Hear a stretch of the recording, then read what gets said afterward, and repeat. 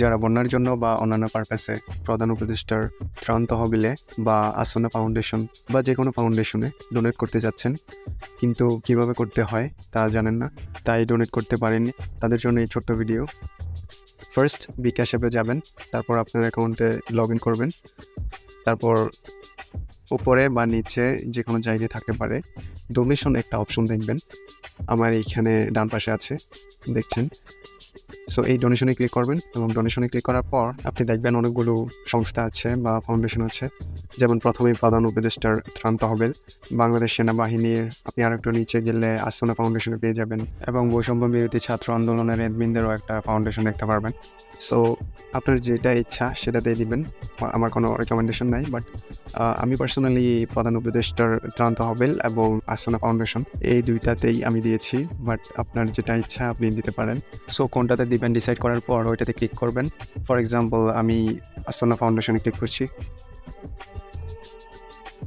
আমি সাধারণত ডোনেট করলে আমি আমার পরিচয় শেয়ার করি না। আপনি চাইলে এই টিক মার্কটা দিয়ে রাখতে পারেন যদি আপনি আপনার পরিচয় শেয়ার করতে না চান আর কি।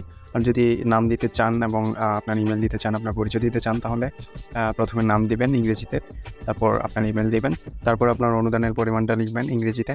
বাই দ্য ওয়ে, অনেকে জিজ্ঞেস করতে পারেন যে ডোনেশনের ক্ষেত্রে মিনিমাম কত টাকা সিলেক্ট করা যায় বা ম্যাক্সিমাম কত টাকা সিলেক্ট করা যায়। সো সেই ক্ষেত্রে আমি বলবো যে এখন মানুষ যে যার সামর্থ্য অনুযায়ী ডোনেট করছে। আপনার একটা ছোট্ট অ্যামাউন্টও যদি থাকে, সেটা আপনি ডোনেট করলে সেটার জন্য শাই ফিল করার কিছু নাই, কারণ আপনার এই ছোট্ট অনুদানটার সাথে আরও 1 লাখ মানুষের বা 10 লাখ মানুষের যখন ডোনেশন একসাথে হয়, তখন কিন্তু একটা বড় অ্যামাউন্ট হয়। সো এটা নিয়ে ওরি হওয়ার কিছু নাই।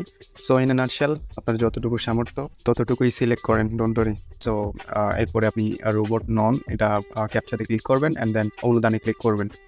দেন আপনার বিকাশ অ্যাকাউন্টের পিনটা দিবেন এবং কনফার্মে ক্লিক করবেন। দেন আপনার ডোনেটটা চলে যাবে। সো আই হোপ আপনাদেরকে বোঝাতে পেরেছি, এবং আপনাদের যাদের ডোনেট করার ইচ্ছা আছে কিন্তু এখনও ডোনেট করতে পারেননি, আশা করি আপনারা এই ভিডিওটা দেখে ইজিলি ডোনেট করতে পারবেন।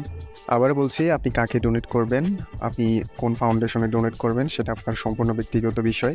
আমি কাউকেই রিকমেন্ড করছি না, আমি জাস্ট আপনাদেরকে দেখানোর জন্য এবং আমি যাদেরকে দিয়েছি তাদের মধ্য থেকে জাস্ট একটা ফাউন্ডেশন দিয়েই আপনাদেরকে দেখিয়েছি আপনারা বোঝার জন্য। Thank you so much for watching. আসসালামু আলাইকুম।